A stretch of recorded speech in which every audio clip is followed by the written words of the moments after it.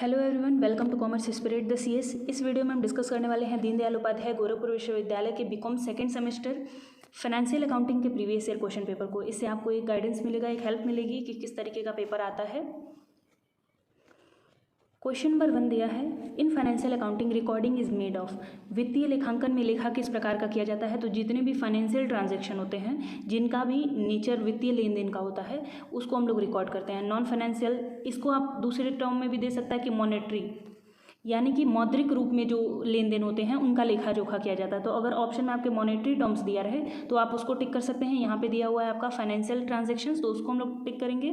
Non financial transaction को financial accounting में कहीं प्लेस नहीं है। और पर्सनल ट्रांजैक्शन ऑफ प्रोप्राइटर, ये सारा भी आपका इसका पार्ट नहीं है फाइनेंशियल अकाउंटिंग में। जितने भी ट्रांजैक्शन है वो फाइनेंशियल ट्रांजैक्शन के हैं।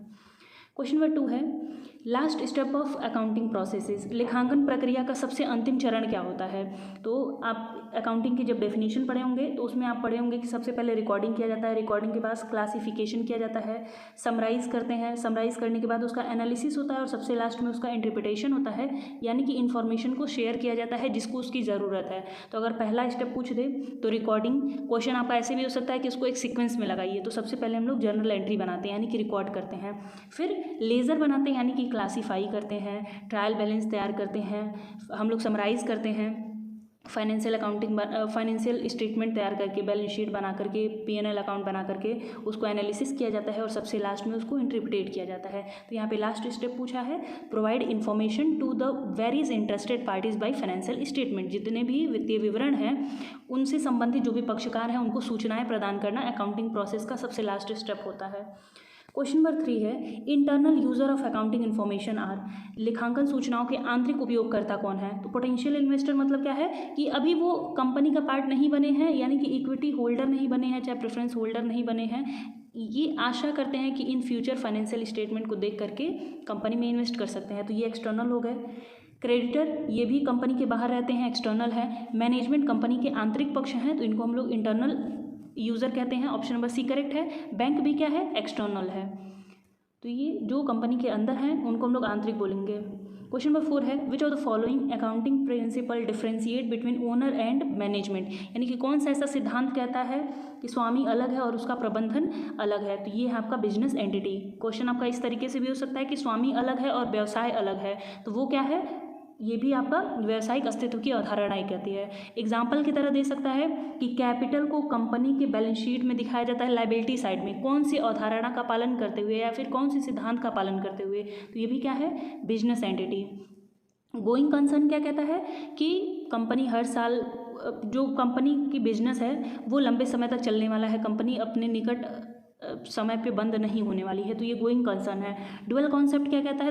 दोहरा पहलू, कि हर एक डेबिट का एक क्रेडिट जरूर होता है। तो ये क्वेश्चन आपका एग्जाम्पल के साथ भी दे सकता है। क्वेश्चन नंबर 5 है, accounting standard in India is are issued by. Accounting standard कौन तैयार करता है? तो ये तैयार करता है institute of chartered accountant of India, ICAI। Question number 6 है, which of the following equation is not correct.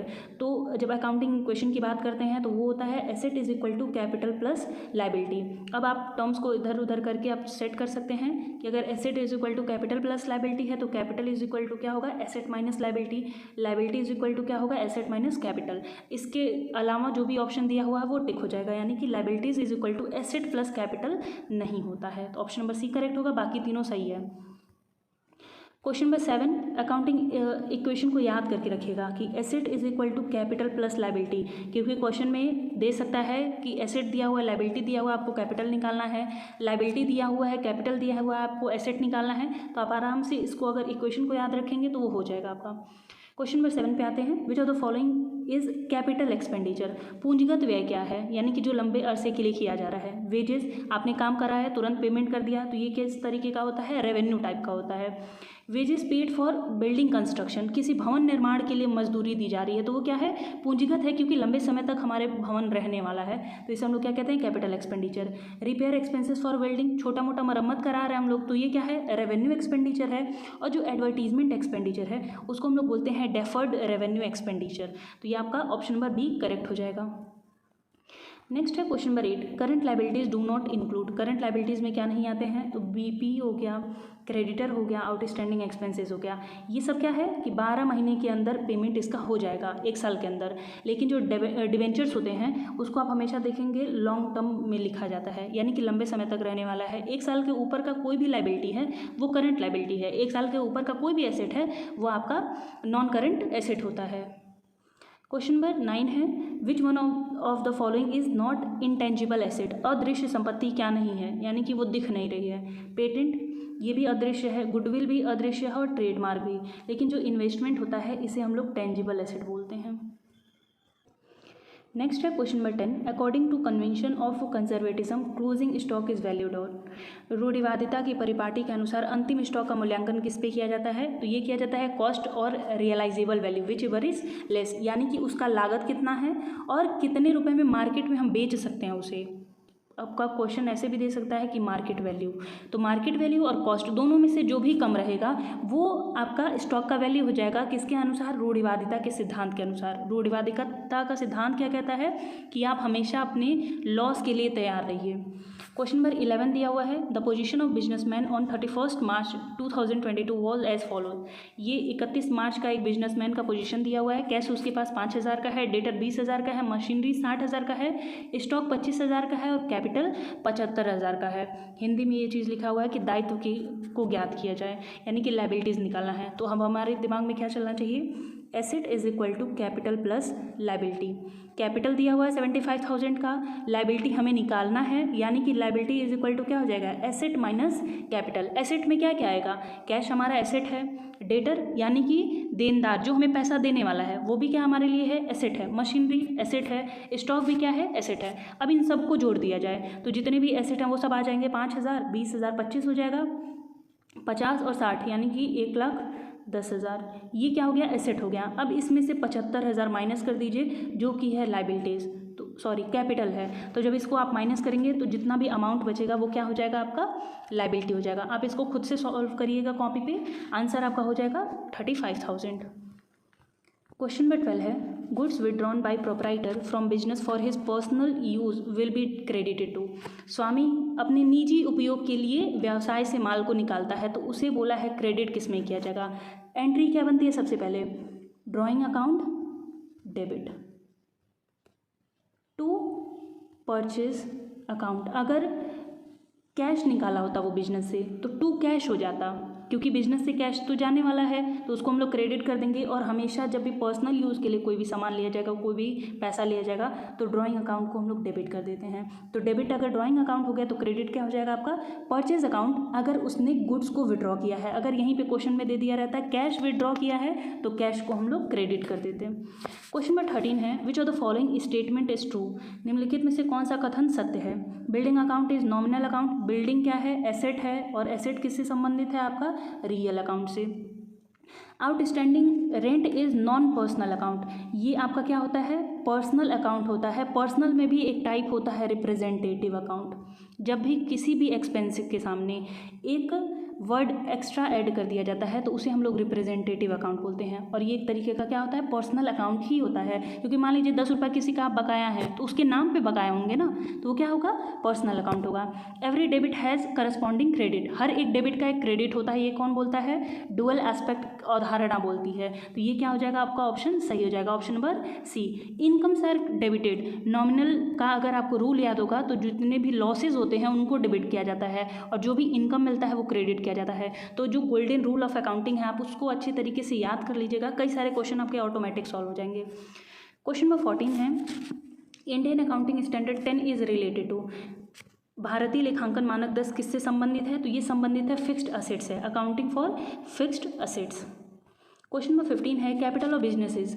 व्यवसाय की पूंजी क्या होती है, तो हम लोग अगर सेपरेट एंटिटी की अवधारणा को ध्यान में रखें, पृथक अस्तित्व की अवधारणा, तो ये क्या कहती है, कोई भी पैसा अगर बिजनेस में आया है कैपिटल के फॉर्म में, पूंजी के फॉर्म में, तो उसे हम लोग कहाँ लिखेंगे, लाइबिलिटी की तरफ लिखेंगे। तो ये क्या हो जाएगा, आपका लाइबिलिटी होगा, ऑप्शन नंबर सी, दायित्व। क्वेश्चन नंबर 16 है earn but not yet received income is treated as. आपने अर्जित तो कर लिया, कमा तो लिया है, लेकिन अभी वो आपको मिला नहीं है लेकिन बाद में तो मिलेगा, तो वो एक तरीके का क्या हो जाएगा, कंपनी के लिए संपत्ति हो जाएगा, एसेट हो जाएगा अकाउंटिंग के टर्म में। क्वेश्चन नंबर 17 है the accounting concept use to prepare profit and loss accounting. Profit and loss accounting किस तरीके से हम लोग प्रिपेयर करते हैं, एक तरफ आपका डेबिट होगा, एक तरफ आपका क्रेडिट होगा। डेबिट में जितने भी एक्सपेंसेस होते हैं वो लिखते हैं, क्रेडिट में हम लोग क्या लिखते हैं, जितना भी इनकम हुआ है, जितना भी गेन हुआ वो सब लिखते हैं। तो वो ये क्या करता है, इस इनकम को कमाने के लिए कितना खर्चा हुआ है आप उस सबको लिखिए। तो इसको हम लोग क्या कहते हैं, मिलान की अवधारणा, मैचिंग कॉन्सेप्ट बोलते हैं। तो जो P&L अकाउंट होता है वो मैचिंग कॉन्सेप्ट को फॉलो करके प्रिपेयर किया जाता है। क्वेश्चन नंबर 18 है the main objective of book keeping is. Book keeping क्यों किया जाता है, तो उसका मुख्य उद्देश्य यही होता है कि जो डे टू डे ट्रांजेक्शन हो रहे हैं, डेली के लेन देन हो रहे हैं, उनको एक अच्छे तरीके से कंप्लीट रिकॉर्ड उनका तैयार किया जा सकते हैं। Keep correct and complete records of business transaction, व्यावसायिक लेन देन का सही एवं पूरे अभिलेख रखना। प्रॉफिट एंड लॉस कौन निकालता है, अकाउंटिंग जो हम लोग करते हैं वो करता है। Correct position of asset and liabilities, ये भी अकाउंटिंग का काम है। Examine the accuracy and business transaction, ये सब आपका अकाउंटिंग के अंदर आता है। बुक कीपिंग का बस मुख्य उद्देश्य यही रहता है कि जितने भी रिकॉर्ड्स हुए हैं, जितने भी बिजनेस ट्रांजेक्शन्स हुए हैं, उनको लिखा जाए किताब में। क्वेश्चन नंबर 19 है if closing stock is shown in trial balance then it should be shown in. अब एक चीज़ हमेशा ध्यान में रखिएगा, कभी भी कोई भी एंट्री दिया रहे और बोले कि वो ट्रायल बैलेंस में लिखा जा चुका है, तो सिर्फ और सिर्फ उसको एक जगह लिखा जाता है। अभी यहाँ पे क्या है, क्लोजिंग स्टॉक है। क्लोजिंग स्टॉक हम लोग बैलेंस शीट में लिखते हैं या नहीं लिखते हैं, अगर आपको याद हो तो हम लोग उसको बैलेंस शीट में लिखते हैं। तो अब बोल रहा है कि ट्रायल बैलेंस में लिख चुके हैं, यानी कि पहले जहाँ पे लिखना था वहाँ तो अब लिख चुके हैं, बाद में ट्रायल बैलेंस के बाद क्या बनेगा, बैलेंस शीट बनेगा और प्रॉफिट एंड लॉस बनेगा। तो अगर ट्रायल बैलेंस में लिखा जा चुका है यानी कि एक जगह तो लिखा जा चुका होगा, तो प्रॉफिट एंड लॉस अकाउंट में ही मैन्युफैक्चरिंग अकाउंट बनाते हैं, उसमें लिखा जा चुका है। अब एक जगह बची हुई है यानी कि वो है बैलेंस शीट। तो हम लोग इसको ऑप्शन नंबर बी टिक करेंगे कि बैलेंस शीट में लिखना है। कोई भी ट्रांजैक्शन अगर बोल देता है कि ट्रायल बैलेंस में लिखा जा चुका है, तो आप सोचिए कि वो बैलेंस शीट में जाता है कि नहीं जाता है। अगर वो जाता होगा तो आंख बंद करके आप बैलेंस शीट उसको टिक कर दीजिएगा। अगर वो बैलेंस शीट में नहीं जाता होगा तो आप ध्यान दीजिएगा कि प्रॉफिट एंड लॉस में जाता है कि मैन्युफैक्चरिंग अकाउंट में जाता है, आप वहाँ पे उसको ट्रांसफ़र कर दीजिएगा। मैन्युफैक्चरिंग अकाउंट को ही हम लोग ट्रेडिंग अकाउंट भी बोलते हैं। क्वेश्चन नंबर 20 है general record the transaction of a firm is. Firm के लेन देन का जनरल के अभिलेख किस प्रकार से किए जाते हैं, तो वो क्रोनोलॉजिकल ऑर्डर में होता है, जैसे जैसे होते रहता है उसको हम लोग लिखते जाते हैं। क्वेश्चन नंबर 21 है normally the following accounts are balanced. प्रायः किन खातों का शेष निकाला जाता है, तो सिंपल सी बात है जो नॉमिनल अकाउंट होता है। आप ध्यान देंगे उसमें जितना भी इनकम हुआ है, जितना गेन हुआ है, जितने भी लॉसेज हुए हैं, सिर्फ वही चीज़ें लिखी जाती हैं। और बैलेंस शीट को अगर आप ध्यान से देखें तो कोई इनकम कोई गेन वहाँ पे नहीं लिखा जाता है। जो चीज़ें बैलेंस शीट में लिखी जाती हैं यानी कि उनका बैलेंस है, तो हम लोग कैपिटल अकाउंट को भी लिखते हैं। कैपिटल अकाउंट क्या है, एक तरीके का पर्सनल अकाउंट है, याद करने के लिए आप समझ सकते हैं। पर्सनल अकाउंट हो गया, एसेट्स को हम लोग लिखते हैं, लायबिलिटीज़ को लिखते हैं, तो वो सब किसका पार्ट है, वास्तविक खाते का पार्ट है। यानी कि पर्सनल अकाउंट और रियल अकाउंट का बैलेंस होता है, वहीं पर नॉमिनल अकाउंट का कोई भी बैलेंस नहीं होता, वो P&L अकाउंट में ही खत्म हो जाता है। क्वेश्चन नंबर 22 है which of the following is known as principal book of accounting. Principal book यानी कि प्रधान बही किसे कहा जाता है, तो ये कहा जाता है लेजर को। अगर यहीं पर बोल देता प्राइमरी बुक तो ये हो जाता है आपका जर्नल। क्वेश्चन नंबर 23 है which item shows a debit balance in the trial balance.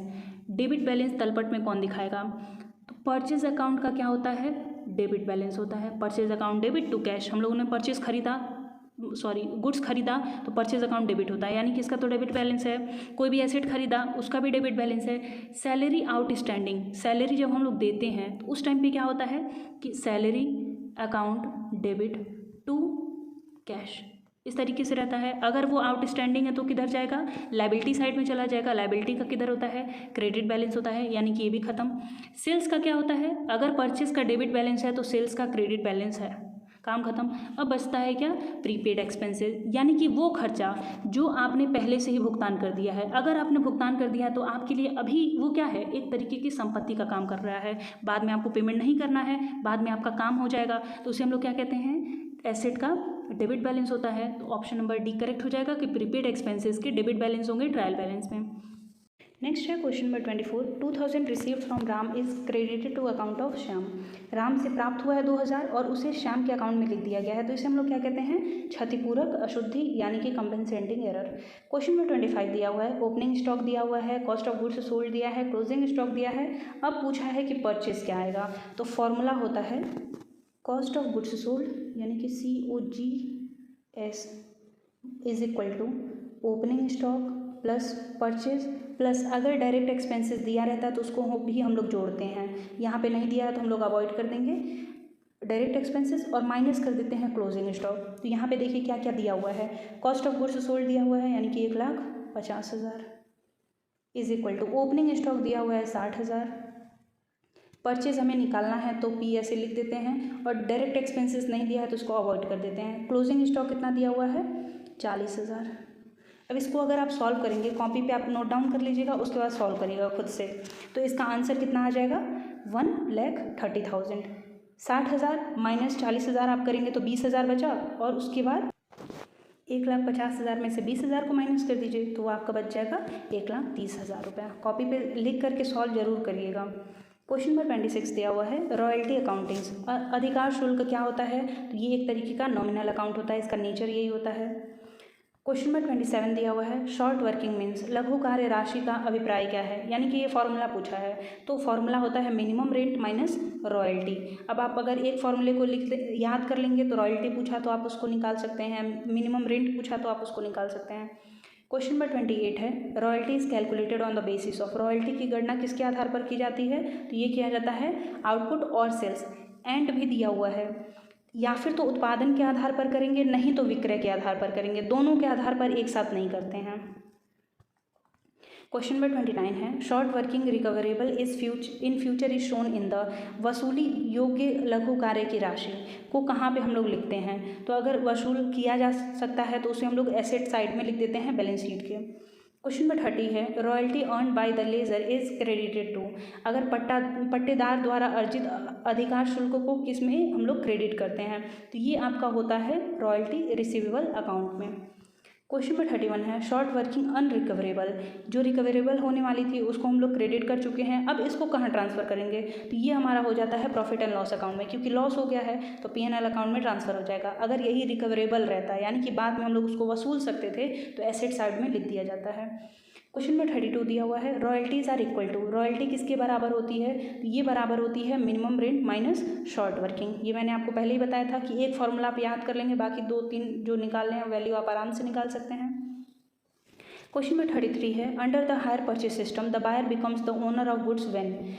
किराया क्रय पद्धति में क्रेता माल का स्वामी कब बनता है, तो हायर परचेज सिस्टम में जब तक आप पूरा पेमेंट नहीं करेंगे आप मालिक नहीं बन सकते हैं। जब वो पूरा पेमेंट कर लेगा तो वो मालिक बन सकता है। लेकिन वहीं पर अगर इंस्टॉलमेंट पेमेंट के बारे में पूछा रहता तो वहाँ पे क्या होता है, आपने जैसे ही समझौता किया, when he enters into agreement, वो क्या बन जाता है, स्वामी बन जाता है।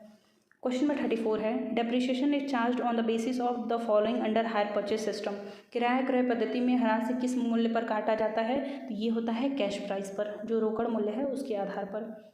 क्वेश्चन नंबर 35 है, under the hire purchase system if buyer fail to make full payment the vendor can. किराया क्रय पद्धति के अंतर्गत यदि क्रेता पूर्ण भुगतान नहीं कर पाता है तो विक्रेता क्या कर लेगा, तो उसको जो गुड्स हैं उसको पुनः अधिकार में अपने ले लेगा, रिपर्चेज कर लेगा। क्वेश्चन नंबर 36 है, under instalment system the buyer becomes the owner of goods when. किस्त भुगतान पद्धति के अंतर्गत क्रेता का स्वामी कब बन जाता है, तो जैसे ही वो एग्रीमेंट करता है वैसे ही वो उसका स्वामी बन जाता है। क्वेश्चन नंबर 37 वो पूछा है कि अगर वो मान लीजिए फुल पेमेंट नहीं करता है तो वेंडर क्या क्या कर सकता है, तो अपने गुड्स को वापस ले सकता है या फिर बायर पे सू कर सकता है यानी कि केस कर सकता है, charge interest and penalty and any of this, तो वो क्या कर सकता है, पेमेंट के लिए उनके ऊपर केस कर सकता है। यहीं पर अगर आपका हायर परचेज सिस्टम पूछा होता है तो ऑप्शन नंबर ए करेक्ट हो जाता कि वो अपने माल को फिर से वापस ले सकता है। क्यों ऐसा हो सकता है, क्योंकि हायर परचेज सिस्टम में अभी वो माल का स्वामी नहीं है, ओनर नहीं बना है। इंस्टॉलमेंट में क्या है कि वो उसी टाइम पर ओनर बन चुका है और किसी के स्वामित्व से आप सामान को वापस नहीं ले सकते हैं, आप इसके ऊपर केस कर सकते हैं। यहाँ पे वो क्या कर सकता है, जितना भी पेमेंट मिला है वो मान लेगा कि मैंने इनको किराए पे सामान दिया था, जो मुझे पेमेंट मिला है मुझे उस सामान का किराया मिल गया है, है और अपना सामान वो लेकर के चला जाएगा। किस्त भुगतान पद्धति में ये लॉस होता है वेंडर को कि अगर मान लीजिए वो पेमेंट नहीं कर पाता है तो बाद में वो मुकदमा कर सकता है उसके ऊपर। क्वेश्चन नंबर 38 है the amount of interest credited by the buyer is, ब्याज की राशि से क्रेता क्रेडिट क्या करता है। तो उस टाइम पे जब इंटरेस्ट दिया जाता है तो बायर उसको क्रेडिट किसको करता है, वेंडर को, यानी कि जो विक्रेता का खाता है जिसने उसको सामान वो बेचा है उसके खाते को वो क्रेडिट करते रहता है।